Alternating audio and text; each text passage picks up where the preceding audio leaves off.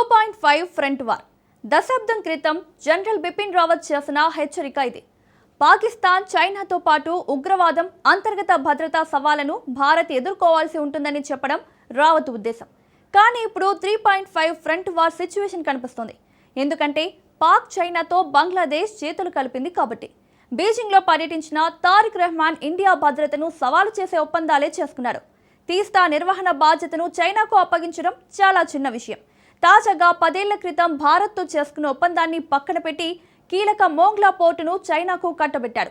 ఈ నిర్ణయం భారత ఈశాన్య రాష్ట్రాల భద్రతనే సవాల్ చేయబోతోంది. అది మాత్రమే కాదు, బంగ్లాదేశ్, మయన్మార్, చైనా ఎకనామిక్ కారిడార్ను తెరపైకి తెచ్చారు. ఇంతకు మోంగ్లా పోర్ట్ బీజింగ్ వశమైతే భారత్కు ఎదురయ్యే సవాళ్లేంటి? రావత్ చెప్పిన 3.5 ఫ్రంట్ వార్ను ఎదుర్కొనే సమయం వచ్చిందా? ఈ ముప్పును భారత్ ఎలా తిప్పికొట్టబోతోంది? Let's watch. పరితెగించిన బంగ్లాదేశ్, డ్రాగన్ చేతికి మోంగ్లా పోర్ట్. భారత్ను కాదని బీజింగ్ కు కట్టబెట్టిన తారిక్ సర్కార్ 3.5 ఫ్రంట్ వార్ను ఎదుర్కొనే సమయం వచ్చిందా? పోర్టులంటే సముద్ర రవాణా ఒకటే కాదు, దేశానికి రక్షణ కూడా. ముఖ్యంగా మన పొరుగునే ఉండే దేశాల పోర్టులు మన శత్రు దేశాల చేతికి అస్సలు చిక్కకూడదు. ఒకవేళ చిక్కితే అప్పుడే మన దేశానికి ముప్పు మొదలవుతుంది. డ్రాగన్ కంట్రీ చైనాకు ఈ విషయం బాగా తెలుసు. అందుకే అభివృద్ధి పేరుతో మన పొరుగు దేశాల పోర్టులను తన అధీనంలోకి తెచ్చుకునే కుట్రలకు తెరలేపింది. తన కుట్రలో చాలా వరకు విజయం సాధిస్తోంది కూడా. పాకిస్తాన్లోని గ్వాదర్, శ్రీలంకలోని హంబన్టోట, బంగ్లాదేశ్లోని చిట్టగాంగ్, ఈ 3 పోర్టులు ఇప్పుడు బీజింగ్ అధీనంలోనే ఉన్నాయి. ఈ 3 పోర్టులని భారత్ను చుట్టుముట్టే మృత్యు త్రిభుజంగా పిలుస్తారు. భారత్, చైనా మధ్య యుద్ధం అంటూ మొదలైతే ఈ 3 పోర్టులకు చైనా తన యుద్ధ నౌకల్ని పంపే అవకాశం ఉంటుంది. అదే జరిగితే ఆ యుద్ధంలో పోరాడడం మనకంత సులువు కాదు. అందుకే ఆ 3 పోర్టులను మృత్యు త్రిభుజం అనేది. ఇప్పుడు చైనా చేతికి మరో కీలక పోర్టు వెళ్లబోతోంది. అది కూడా భారత్ లక్ష్యంగానే. బంగ్లాదేశ్ ప్రధాని తారిక్ రెహమాన్ చైనా పర్యటన మొత్తం భారత్ లక్ష్యంగానే సాగింది. దాదాపు ప్రతి ఒప్పందమూ మన భద్రతను సవాల్ చేసే లక్ష్యంతోనే జరిగింది. తారిక్ రెహమాన్ ఇంత సానుకూలంగా వ్యవహరిస్తే జిన్పింగ్ మాత్రం ఎందుకు తగ్గుతాడు? పనిలో పనిగా బంగ్లాదేశ్, మయన్మార్, చైనా ఎకనామిక్ కారిడార్ను ప్రతిపాదించాడు. ఈ కారిడార్ ప్రాంతీయ పెట్టుబడులు, వాణిజ్యం, మౌలిక సదుపాయాల అభివృద్ధికి కొత్త ద్వారాలను తెరుస్తుందని బంగ్లా ప్రధానమంత్రి జబ్బలు చరుచుకున్నాడు కూడా. బంగ్లాదేశ్ ప్రధాని బీజింగ్ పర్యటనలో మొత్తం 17 అవగాహన ఒప్పందాలు కుదిరాయి. China communist party, Bangladesh nationalist పార్టీల మధ్య మరో అవగాహన ఒప్పందం కుదిరింది. బంగ్లాదేశ్కే కాకుండా పొరుగు దేశాలు కూడా ప్రాంతీయ వ్యాపార కేంద్రంగా సేవలందించేలా చిట్టగాంగ్ ఓడరేవును మరింత ఆధునీకరించేందుకు చైనా ఆసక్తి చూపిందని మెహదీ అమీన్ తెలిపారు. బంగ్లాలోని మోంగ్లా ఓడరేవును మరింత సమర్థంగా సేవాధారితంగా మార్చడానికి వీలుగా దానిని ఆధునీకరించడానికి కూడా చర్చలు జరిగాయని వెల్లడించారు. ఇరు దేశాల ప్రజల మధ్య సంబంధాలను మరింత పటిష్టం చేసుకోవడానికి ఇరు పక్షాలు ఆసక్తి కనబరిచాయని మెహదీ చెప్పారు.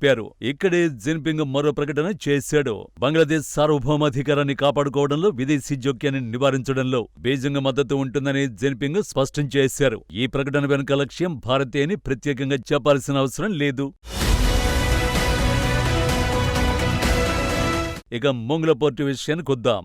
బంగ్లాదేశ్లోని 2వ అతిపెద్ద ఓడరేవు ఇది. 2015లో షేక్ హసీనా ప్రభుత్వం హయాంలో మోంగ్లా పోర్టు పక్కన ఉన్న 110 ఎకరాల భూమిని ఇండియన్ ఎకనామిక్ జోన్ కోసం కేటాయించారు. అయితే భారత్కు చెందిన డెవలపర్ నిర్ణీత సమయంలోగా పనులు ప్రారంభించలేదనే కారణంతో 2025 అక్టోబర్లో మహమ్మద్ యూనస్ నేతృత్వంలోని తాత్కాలిక ప్రభుత్వం ఈ ప్రాజెక్టు రద్దు చేసింది. భారత్, బంగ్లాదేశ్ దౌత్య సంబంధాల్లో వచ్చిన ప్రతికూలతలను ఆసరాగా చేసుకుని చైనా రంగంలోకి దిగింది. ఇప్పుడు అదే 110 ఎకరాల స్థలంలో China, Bangladesh Mongla port economic zone అభివృద్ధి చేయనున్నారు.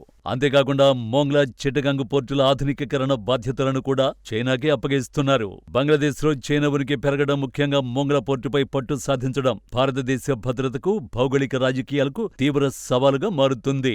ఎందుకంటే మోంగ్లా పోర్టు కోల్కతా నగరానికి కేవలం 188 కిలోమీటర్ల దూరంలో ఉంటుంది. చైనా కంపెనీలు అక్కడ కార్యకలాపాలు నిర్మిస్తాయి. వ్యాపార నెపంతో చైనా అక్కడ స్థిరపడితే భారత సరిహద్దులకు తూర్పు నౌకాదళ కమాండ్ కదలికలపై నిఘా పెట్టడం బీజింగ్ కు చాలా సులువవుతుంది. ముందే చెప్పుకున్నట్టుగా భారత్ను చుట్టుముట్టేలా హిందూ మహాసముద్రంలో వ్యూహాత్మక నౌకాశ్రయాలు నిర్మించాలనేది చైనా ప్లాన్. దీనినే స్ట్రింగ్ ఆఫ్ పర్ల్స్ అంటారు. పశ్చిమాన పాక్లోని గ్వాదర్, దక్షిణాన శ్రీలంకలోని హంబన్టోట, ఇప్పుడు తూర్పున బంగ్లాదేశ్లోని మోంగ్లా, చిటగాంగ్ పోర్టులు చైనా చేతికి వెళ్లడం వల్ల భారత్ను మూడు వైపులా చైనా నౌకాదళం మరింత సులభంగా ఒత్తిడిలోకి నెట్టే అవకాశం వస్తుంది. పైగా మోంగ్లా పోర్టు డీల్తో పాటు ఉత్తర బంగ్లాదేశ్లోని తీస్తా నది ప్రాజెక్టును కూడా చైనాకు అప్పగించేలా చర్చలు జరుగుతున్నాయి. ఈ ప్రాంతం భారత ఈశాన్య రాష్ట్రాలను దేశంలోని మిగిలిన భాగంతో కలిపే సిలిగురి కారిడార్కు అత్యంత సమీపంలో ఉంటుంది. యుద్ధ సమయంలో భారత్కు ఈ ఇరుకైన కారిడార్ అత్యంత కీలకం. బంగ్లాదేశ్ ద్వారా చైనా ఈ ప్రాంతానికి దగ్గర కావడం భారత ప్రాదేశిక సమగ్రతకు పెద్ద ముప్పు. ఇప్పటి వరకు భారత్ ప్రధానంగా చైనా, పాకిస్తాన్ సరిహద్దులపైనే దృష్టి పెట్టాల్సి వచ్చేది. కానీ ఇప్పుడు బంగ్లాదేశ్లో చైనా సైనిక పరికరాలు, నిఘా వ్యవస్థలు, మౌలిక వసతులు పెరిగితే భారత్ తన తూర్పు సరిహద్దైన బంగాళాఖాతంపై కూడా అదనపు సైనిక బలగాలను, నిఘాను కేటాయించాల్సి వస్తుంది. 3.5 ఫ్రంట్ వార్ అంటే ఇదే.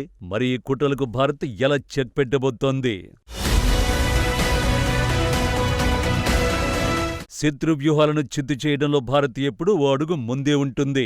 చైనా స్ట్రింగ్ ఆఫ్ పర్ల్స్ కుట్రకు చెక్ పెడుతూ మన నౌకాదళం హిందూ మహాసముద్రంలో నెక్లెస్ ఆఫ్ డైమండ్స్ వ్యూహాన్ని పటిష్టం చేస్తోంది. చైనాకు కౌంటర్ గా ఇప్పటికే మయన్మార్లోని సిట్వే పోర్టును, ఓమన్లోని దుఖ్ము పోర్టును, ఇండోనేషియాలోని సబాంగ్ పోర్టును భారత్ తన వ్యూహాత్మక పరిధిలోకి తెచ్చుకుంది. అంతేకాదు తూర్పు తీరంలో అండమాన్ నికోబార్ దీవులను అధునాతన మిలిటరీ బేస్ గా మార్చడంతో పాటు బంగాళాఖాతంలో P-8I యాంటీ సబ్మెరైన్ ఎయిర్క్రాఫ్ట్లతో చైనా నౌకలపై 24 గంటలు నిఘా ఉంచింది. బంగ్లాదేశ్ తన భూమిని భారత భద్రతకు వ్యతిరేకంగా వాడుకోవడానికి అనుమతించనంత కాలం కేవలం ఆర్థిక ఒప్పందాల వల్ల చైనా ఆశించిన సైనిక ప్రయోజనం దక్కదు. చైనా, పాకిస్తాన్, బంగ్లాదేశ్ రూపంలో 3.5 ఫ్రంట్ వార్ ముప్పు పొంచి ఉన్న సరిహద్దు రక్షణ, ఆర్థిక దౌత్యం, అధునాతన క్షిపణి వ్యవస్థలతో డ్రాగన్ కుట్రల్ని తిప్పికొట్టడానికి సరిహద్దులో భారత్ సర్వసన్నద్ధంగా ఉంది. అందులో ఎటువంటి సందేహం అవసరం లేదు.